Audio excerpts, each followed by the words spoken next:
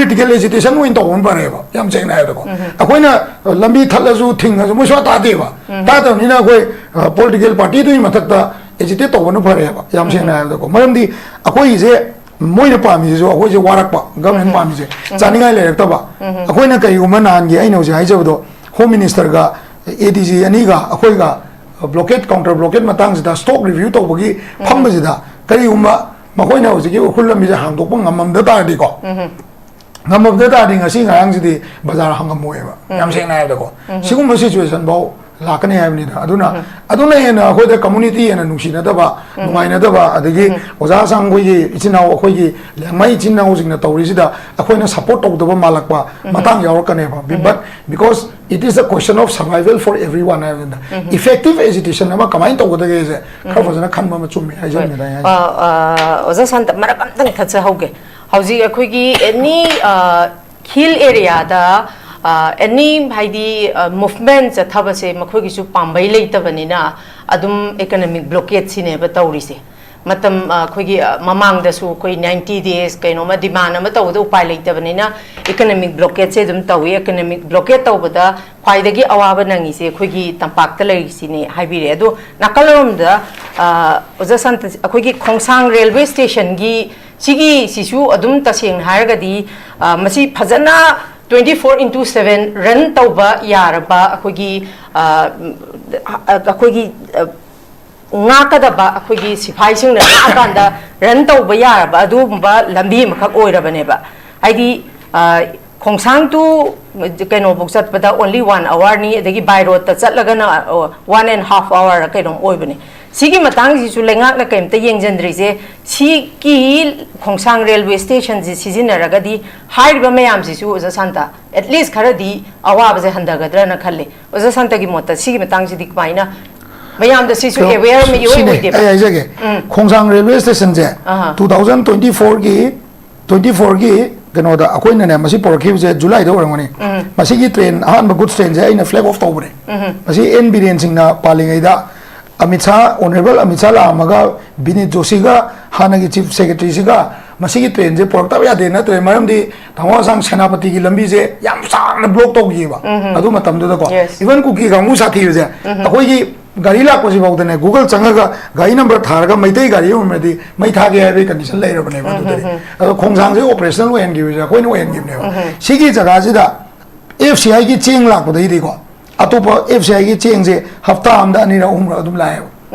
at least one time di lai 42 way gan gumla di ma lokta da no mi umni mari ni change ba ado koi manipur je trak su yam lai tabde aduna maram hoya kanda ma gi lokta ri ngai da atopa pot lak ba jing ji di somna kan gi ukhul gi ai nga sa hijau do dimapur gi tawaga tadu bi lambi da lak ba or ukhul ja sami lambi lak ba je ne ba only problem ji ke no gumra jiri lambi je thingjan gi matam da if landslide tawradi petroleum product som lag ya roi ba som da petrol gi depot lai te som da gi chappa ya ba model lai tawai thare aduna maram hoya kanda yam critical ne ba manipur da blockade ama tawba khot pai ja khoi pa na understand tawmina ga effective agitation ama kamai organize taw da ge naga gi su kana ba te gi su kana ba ado atopal lai ri ba fur bai ta hing min na je kan ba asai marak tu da sungi min na roi na separate tan ba kam bu da koi kautek tare dra aduna to jing du punjal laga kamai na effective agitation taw da ge je economy sok ta ba maram di any agitation taw da paisa change ba change na tra akoi na donation ni ru doi ne bazar me am de gi aduga akoi chana thang na ba wala ko matam ju support ni doi ne ba ai ba support sing je economy de gi economy jina agitation je drive tawraga fruitful oi na ba I mathau do da ka oi ham ni da adu akoi politically di yeng kan da akoi na hoji BJP boycott tawrasu chief minister boycott tawrasu MLA boycott tawrasu effective kai moi de samu mathun be na gong ne ba ko adum solution ama wara kan da akoi ni hoji jo honorable Umari Delhi chakri je hayeng kai gumba result kai gumba phasawam pula kwana moina mana sum logi ne miyam ge apam je khoina tawbirabne hai juni miyam na wa gi du di moina uwe ko Santa khogi 24 hours shut down by UNC after 2 naga killed harisi khoi hana makhoi taruk liang mai ichilang taruk lai tabadagi hana dagi national highway 2 si blockade tawrak lai bani aduda mu ku sing na account blockade ne tawsal lai si adun han Home Minister ga Deputy CM lo City ko gana assurance am pinara ba matungda amuk tholai ba date 14 gi unwanted incidents ni aduda oza santa da ina laksaningi si akhoi ngasai oza asangna su haibi baina lengak na peace porak na ba he honara kanda BC thugai na ba elements khara leirabra khoi CM na su haibani peace pam da ba singchep thaba kana gumba yaurabra haiba wahang se akhoi oza khemsa na su thamba statement ne adu da natana hoji oza asang kasarna haibiri si suda leiba singsi abrogate tawda su ground rule si lengakna ngakna salhan basi haibane ba adu da natana amuk makhogi charter of demand lei si KNP gi si makhoi terrorist ni lauthokpa leilon bai fagi chief haba nemcha kip gense deputy CM dei lauthokpa su abrogate tawba hai hairiba charter of demand mari si lengakna oza santa mari maksip haidi mari sigi manungda at least amani dang oisu piba ngamgani habagi thajab laibra natragana amabo piba ngamoi habagi thajab lai kari sigi matang da di oza santa gi assessment se kamain thambe jang tang ai smai jage ko concept makan makal ne concept makan ne ko han bada centenary gate ki wari je sidai jum haujar ke ko schedule tribe demand over the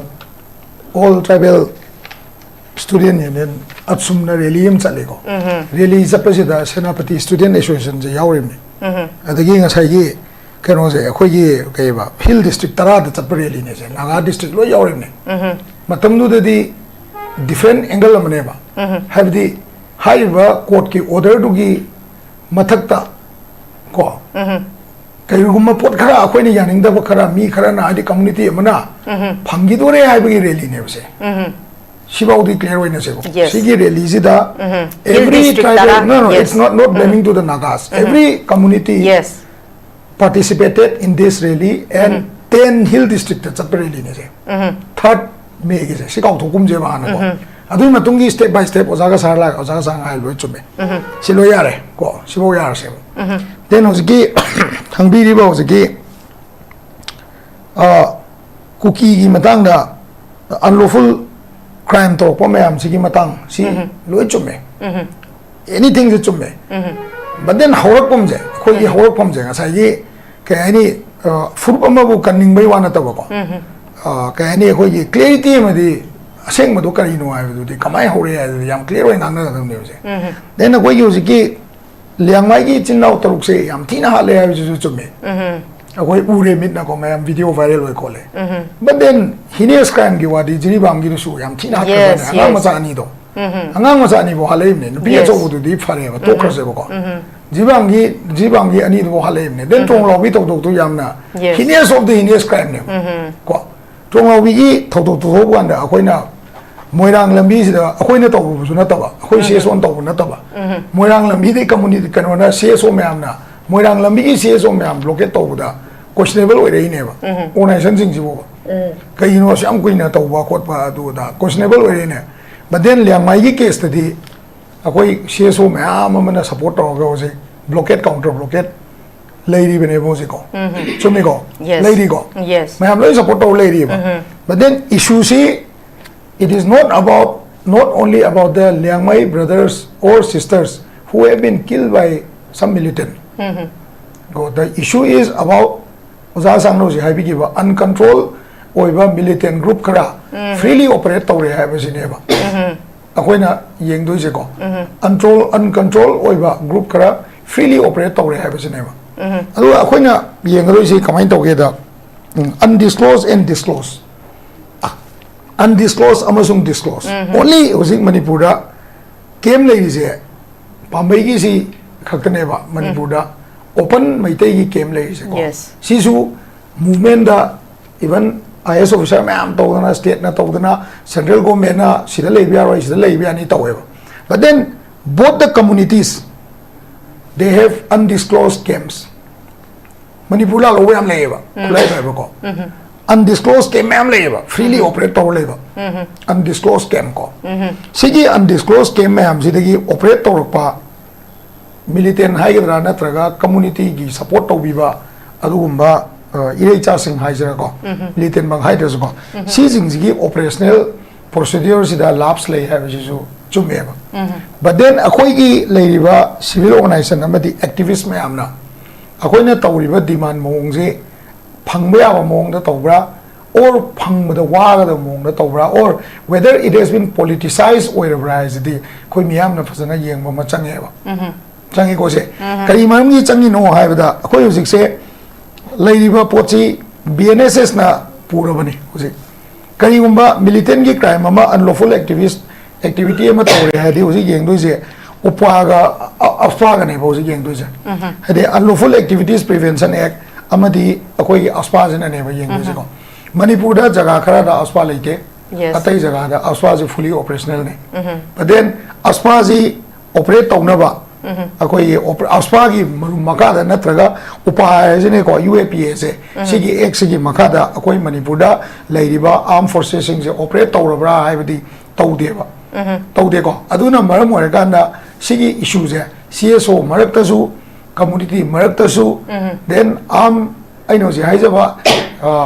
listed and non-listed camp and operator with arms and ammunition ki marakta su community ki community politics lomda sang bagi agenda da lai ne ai sumai dam jage ba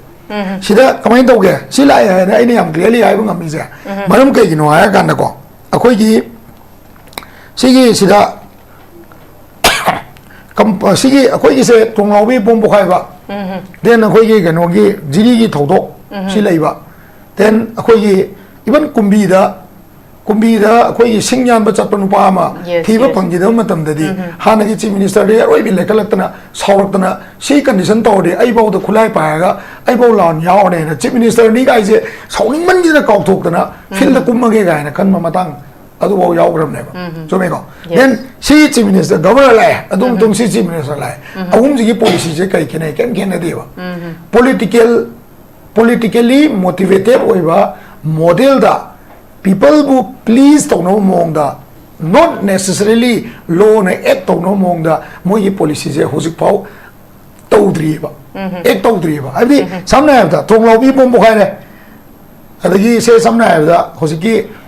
yam lai ba ma ke ne tong law bi bokhai bom bokhai bi mi ju angang sing leitrabani aduga kenoda jibam gi su mi do phara ga purabani ko adagi mang kai bam kamal babu thiba phangdrabani then akoi kumbi gi do siraga tar leirambani natra hinga porokpa ani natraga ahum rims ta porokpa se militant ne na porokpa se militant ne na rims ta poraga thamma matamda akoi na protest togiba timing du da akoi magi compulsory hedi mi ma phaba matamda ko terror lo pan me abdo adu da su upa je moi UAPA je moi pan de ba adu aspa gi marum da su moi operation tau de ba it's a general operation procedure ba politically tawri ai ba gi natraga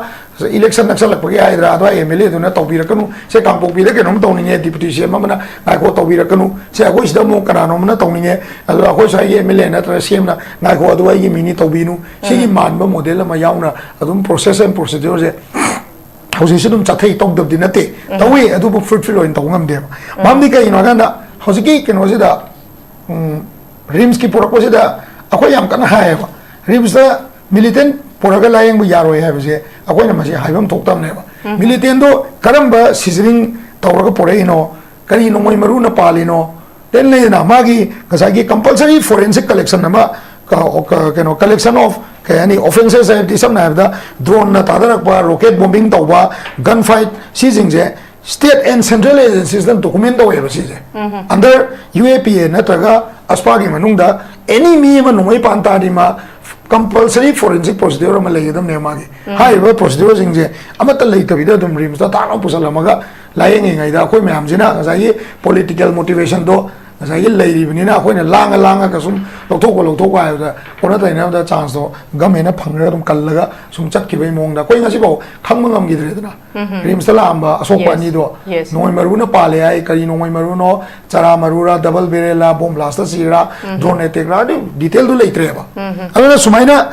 oza sang no ji hai bi ba koi gi lanka gi attack se si gi su detail lei roi ba mi do sire Sira matungda nongoi maruna pale forensic evidence matungina ma range kaya de kapai no whether telescope to kapra or ma normal firing la ambush la ada ido kari kari tarami karim da details prasada am ta khangan de ba koi si le ko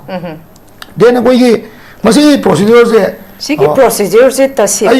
pura jam ta waza la waza ai hajagi ke ba masi do lak sa ke ba sigi procedure se kamai to da yam strict timeline ma follow to godam ne ba sugumba process litanda no mai kape litanda hamada yu thakode mi ani khanare adu dagi adu yam chawba incident hosi ko continue lai je yes kamai lai no CSO ga wari sanare ga ya ga do pon na te ba sizzling kana adu ga sai gi forensic evidence kana then intelligence report khare tuna club to salaga na ma gi sai gi magistrate na traga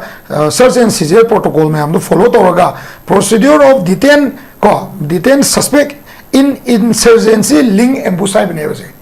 insurgency link ambush na tane boza sangna sa bi do militant akoina militant na bani moine insurgent en kalam be whether it is related to SHU group or not or who were the operator, what guns were used, what kind of ammunition was used, how put say detail akoi government jina mari details into puthokna bona mangona ke any interested solution wise interested or the vida political wise ne na thawai awgi mami me na khoi da tai hai tare ko say for example ngarang honorable chief minister ex chief minister na nagagi china ni sokko matamda ba chala solidarity du mule aduga ngasai ge khoi lebak se tang ta ma khangna dar dia roi ha se ma hai bane but then home minister statement am to leite chief minister statement am to leite but both of them belong to BJP yes natra BJP ki policy da gi lakwa policy da leiba mi ani ne ba chumi ko so ai jaga sida akoi am clarity am leita hai ta du si pot se akoi na sum hai da oza sang na so hai bi ri yam ban su yam hai bi re atopam do yam hai si situation je koi chum khalle as an activist or CSO moina overlapping situation jina oi ja la ga na ko overlapping situation oi ba di sam na da akoi ge heavy militarization je si jina mar mo ka da se sam na da akoi ge CAPF ta Cobra Commando sing je magi DG duna ko moi DG na hai ba da noi operate tong ngom mong do to anything soy matam da I am the sole responsible mana hai ko asama valgi su moi na operate tong ngom mong do to ko matam da koi manipur police da yam ka na offend to ba that pangam da ba jaga kya ure even kumbi da adagi kano da koi kariba koi honorable Ranjit ki kendra dedi asama valgi bagar da manipur police ki SDPO ki gari ba ta laga thamga khana bo ugre then arangan oza sa koi ge lema kong lom da ba da asomna kan da yum mai chalak pa matam da asama falgi bunker na thacha laga mi jing do mayum kan ba pok changan gi de situation we sigi pot heavy militarization la tawra haibadi akoi kokta du mind gi leba but then adu so mugi hanganda lebam thok to jaga su yaw ri kari no akoi gi heavy militarization si leba ta ga jo ko unified command am le unified command je kana he tawi sim na he tawi mayam na tawdi ai ta so ngarangan chief minister jina mana meeting pam dana unified command gi detail outlook sa mayam fazana clarity da piba ngambagi to so am kal lai tri ba chibo le re ba adagi si matang jang la kana log angle dum kai ai special statutes kar lai ri ba ko tawdo ya do moina samna hai ba mi je chena re NIA na phare ba ko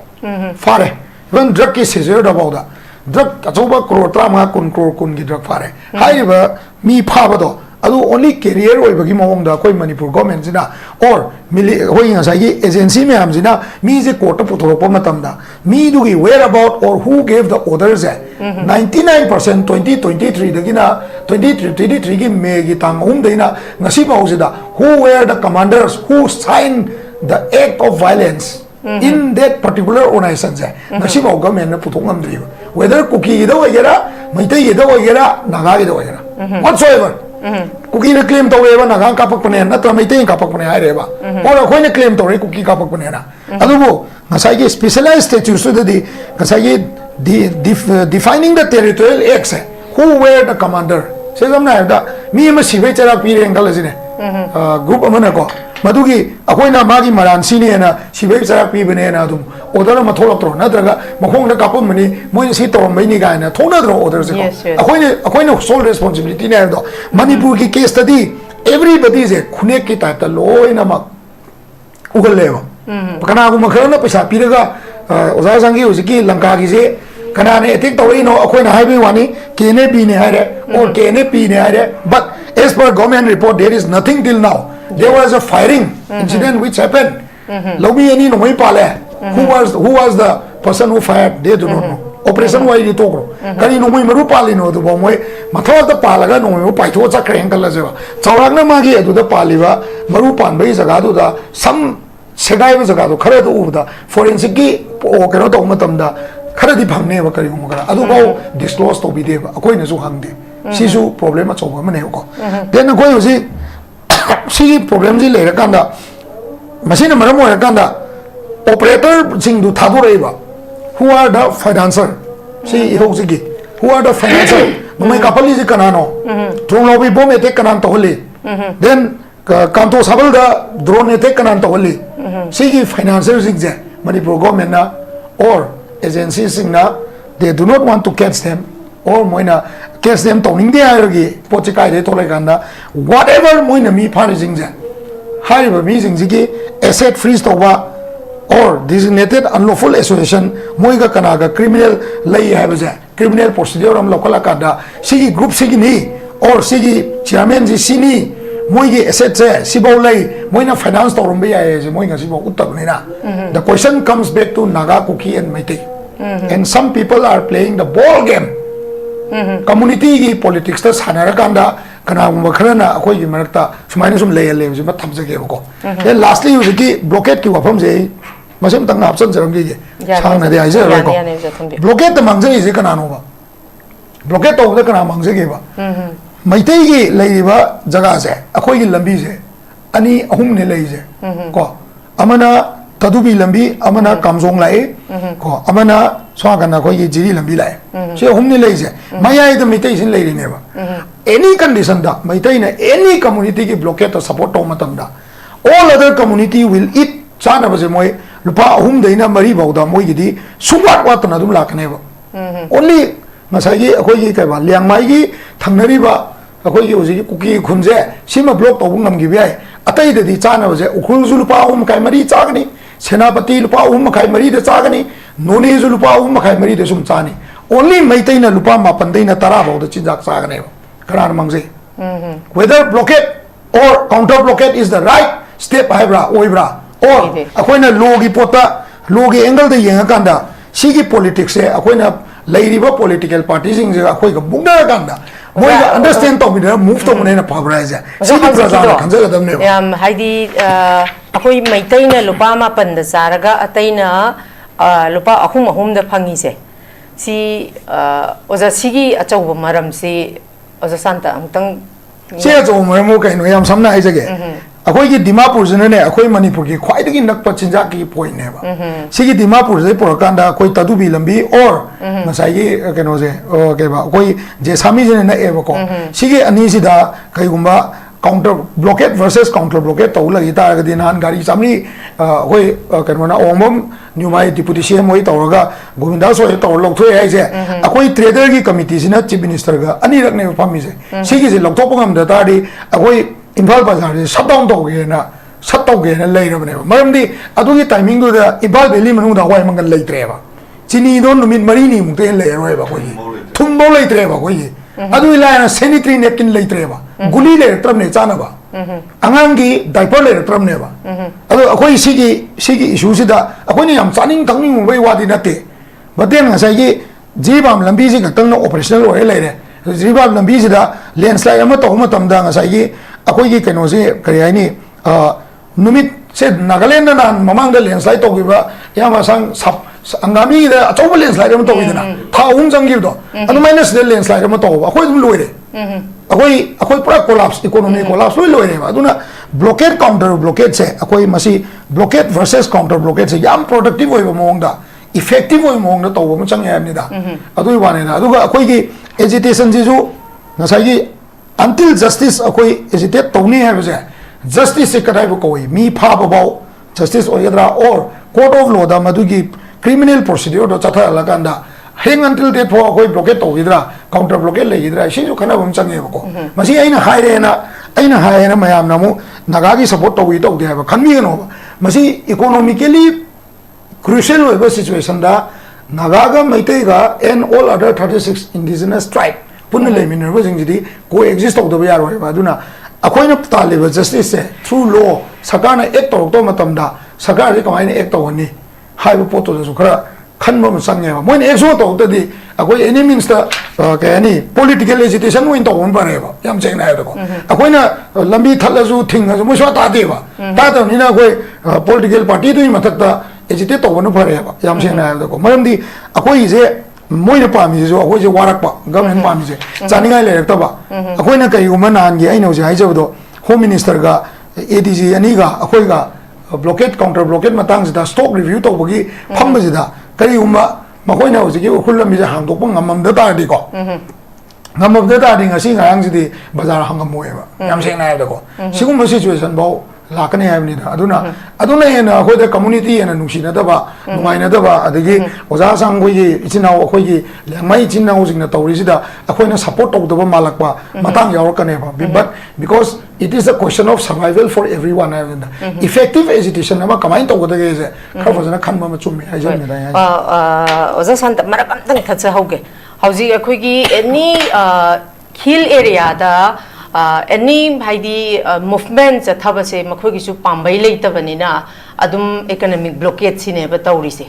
matam khoigi mamang da su koi 90 days kaino ma demand ma taw do upai leitabani na economic blockade se dum tawi economic blockade tawbada khwaidagi awaba nangi se khoigi tampak ta lei sine haibire ado nakalam da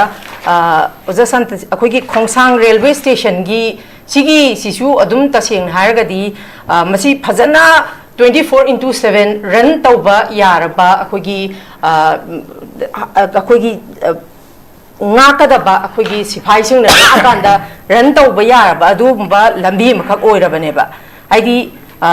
khongsang tu kaino buksat pada only 1 hour ni adagi by road ta chatlaga na 1.5 hour kaino oibani sigi matang ji su lengak na kaimta yengjandri je sigi khongsang railway station ji sijinaraga di haiba mayam ji su oza santa at least kharadi awaba je handagadra na khalle oza santa gi mota sigi matang ji dikmaina mayam da sisu aware me yoi wite ai jage khongsang railway station je 2024 gi gano da akoina ne masi porkhiu je july da orangoni masi gi train han good train je aina flag off tawbre masi en biren sing na palingai da amit shah honorable amit shah la amaga binit joshi ga hanagi chief secretary siga masi gi train je pork ta ya de na train maram di thawa sang senapati gi lambi je yam sang na block taw gi ba adu matam da ko even kuki ga mu sathi je akoi gi गाड़ी लाकोसी बाउदने Google चंगा गाड़ी number थारगा Meitei गाड़ी उमरदी मै थागे highway condition लेरबने बदुदे Khongsang से operational when गिबे coin when गिबने सिगी जगह जिदा FCI की Cheng लाकबदै दिको अतोप FCI की Cheng से हफ्ता आमदा निरा उमरा अदुम लाय एटलीस्ट वन टाइम दिलाय 42 वेगन गुमलादी मा लौथबदा नुमि उमनि मरि नि चंगेबा अदो कोइ मणिपुर जे ट्रक सु याम लेतबने अदुना मरम होयकांदा मागी लौथरिङैदा अतोप pot लाकबसिङ जिदि Som लाकन्दगी उखुलगी ऐnga sa haijawdo dimapur dagi tawraga tadubi lambi da lakwa or उखुल जसामी लंबी लाकोजने ने ओनली प्रॉब्लम जे केनो होमरा जिरी लंबी जे थिंजन गिव मतमदा इफ लैंडस्लाइड तौरदी पेट्रोलियम प्रोडक्ट की सोम लागे यारोइबा सोम दा पेट्रोल की डिपो लेतिबा सोमदगी चप्पा याबा मोंग मॉडल लेता हाय तारे अदुना मरम होय कांदा याम क्रिटिकल नेबा मणिपुर दा ब्लॉकेट अमा तौबा खोटपाय जा खोय पाजाना अंडरस्टैंड तौमिनागा इफेक्टिव एजिटेशन अमा कमाय ऑर्गेनाइज तौगदगे नागा की सुकानाबा दे की सुकानाबा अदो अतोप लेरिबा फुरबाय ता हिंगमिना जे कनबा मसाई मरक तुदा सुंगिंग मिनरोयना सेपरेट तान मकांबु दा कोय काउटेक तारेद्रा अदुना तबजिंग दु पुंजल लगा कमायना इफेक्टिव एजिटेशन तौगदगे जे इकोनॉमी सोक्तबा मरमदी एनी एजिटेशन तौगदा पैसा चंगे पैसा चंगे नत्रा अखोइना डोनेशन निरुदोइने बाजार मैमदगी अदुगा अखोइ चाना थंदबा वालको मतबजु सपोर्ट निदोइनेबा हाइबा सपोर्ट सिंजे इकोनॉमी दगी इकोनॉमी जना एजिटेशन जे ड्राइव तौरगा फ्रूटफुल होयनाबा इ मथौदो दका होय हामनिदा अदु अखोइ पॉलिटिकली दी यंगांदा अखोइना हुजि बीजेपी बॉयकॉट तौरसु चीफ मिनिस्टर बॉयकॉट तौरसु एमएलए बॉयकॉट तौरसु इफेक्टिव कैम होइते मोइदि सामु मथुन बेना गोंगुमनेबको अदुम सोल्यूशन अमा वारा कांदा एस अखोइना हुजिसु ऑनरेबल अहुमरी दिल्ली चक्रिजे हयें कयगुंबा रिजल्ट कयगुंबा फजावम पुला पाना मोइना मना सुम लौगिने मियाम गे अपाम जे अखोइना तौबिरबने हाइदुनि मियाम ना वागी बिदुदि मोइना उबोयबो अदाइ बौ थमजगे okay thank you very much मखा चथजबोइनै खुगी ओजा वीरेंद्र द लाक्जगे oza santa nakalamarom da hojik sigi matang si khogi cookie si masing MLA masing yamam da badagi makoin hengalakiba aduga nagana handarakpa aduga maitaina 40 phangaga su oza sangna hari si 9 makoi 10 je ama hojik sigre ado hojik nifuga taraga yengnabada almost masing je khoina adu kimatik hena yami baneba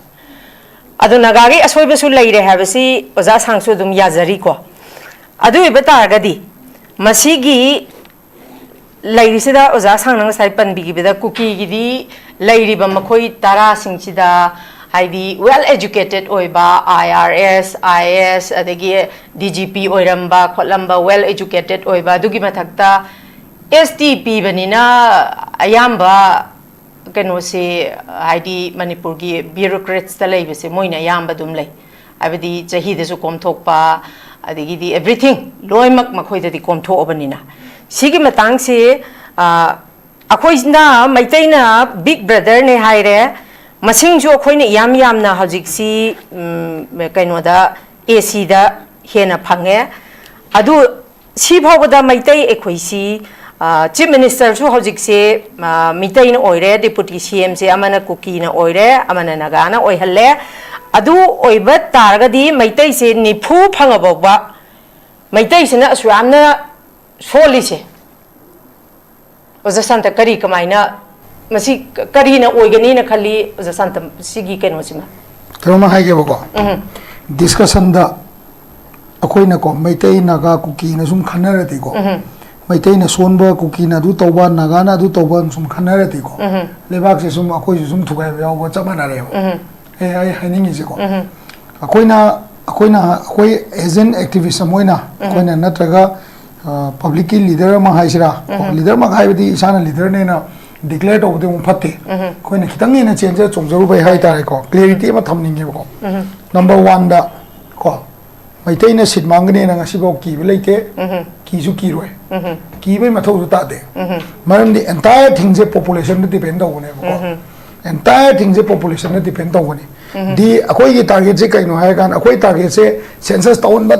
adu da kai na te ba akoi target se delimitation to matam da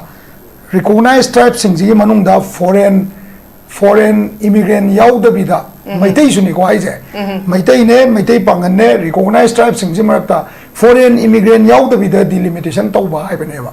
census thing da ba adu ada yam ka ena ke no na te ba NRC gi question ji su hojik NRC toraga loinama safe oiba oi natra oiro ya be debate je Assam gi condition yengadi Assam da NRC tawna final publication tawdringai da delimitation tawthokram ne ba Assam je final publication tawdringai da final publication loidri tribunal case me am leiri ba ko adu delimitation tawthokram ne ba adu ita di akoina pami ba target to akoina NRC tawsida say for example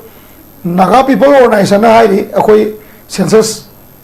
boycott che akoi support tawe na but then senapati de tang trying to de kero training ho re na adu akoi thing ho de Imphal Valley de organization ma na thing le wari bu ko chojan puri mamang na taw re paper bo thajan na moi di paper ai ba information paper le re sine ba differences of thought and opinion me am la kane ba akoi na thamning is ko akoi di kai no hai ga na collective effort ama thadaba akoi nan workshop to matam da koi government push to ido ko akoi gi poche se 2023 da akoi honorable chief minister ex chief minister N Biren Singh Paling da Ranjit home commissioner na iramba letter da iraiba poche 2023 da na to mana NRIC to gi all over India gi oina su leite manipur gi su plan leite ni ireja 2023 da gina 2020 ga 4 bau di N Biren Singh Paling na to adu matam du le rambe MLA me am du mar to honorable Kem Sanjo man na to na te wari bo ba ma so one of the minister na to adu gi mo atai si Paling me am se loin bang na to but then ngasi ka tanga khoina lao ganda akoina lao ganda miyam na lao ganda nagai chi naun lao ganda mo interested wer ko ya ma ba du matam mo ke do le ge 2023 re chahi ama assembly resolution pass to bol wer ganda executive decision lo ngam de bane ba parliamentary decision ne ba assembly decision ai je assembly ne wa lo re government che thare adagi ko plan le te ni re ko tumi le ya bra ba du amna khana je ba 2023 da inam letter ne ba khana je 24 adum tung the governor la then ano ba government la ko ne ba sahi ama khai assembly resolution do aina lolam mani haibana loide thabak se assembly resolution do aina reaffirm tawre hoje honorable kemjan gi government jina nahan ju akoi gi 14 organization do na ibadagi assembly resolution do amu ira thagre ade organization atopam na su delhi de ibadagi moi de su return chithi lai nrc nri gi planning game lai tri ju pawana haibadi kai no ga na politically we have not decided to conduct nrc in manipur have never politically decide to on jangro census director do na census director do ma ade ada phom mi census commissioner moina aina soi to ya bo ita di ayu ji khudak to soi to bi gina government of india na politically bjp party lengang na decide to bom change ba sigi decision je lobo matam da ko sida lei ba assembly phami ba mayam sina delhi da ngasi mo mayam delhi sakri je home minister yaure ex minister yaure on the sideline of moi gi visit ta ko moina kari gumba union home minister wai saga na sar koi manipur do mayam do sumaina nrc do yam pam ne lewe nrc na trazu foreigner ek oigira mo empower ma to biragadi akoi target se delimitation exercise se sidaida foreigner ya honda ba ne ba original indian citizen gakna delimitation to bi wa ne ba naga na enga chazanu ke sukai di akoi listed 34 tribe ki manung da yaw wifi du ada mate ma whatever ko moi legacy da ta lai ta di moi masing de enga chazanu akoi kem kai de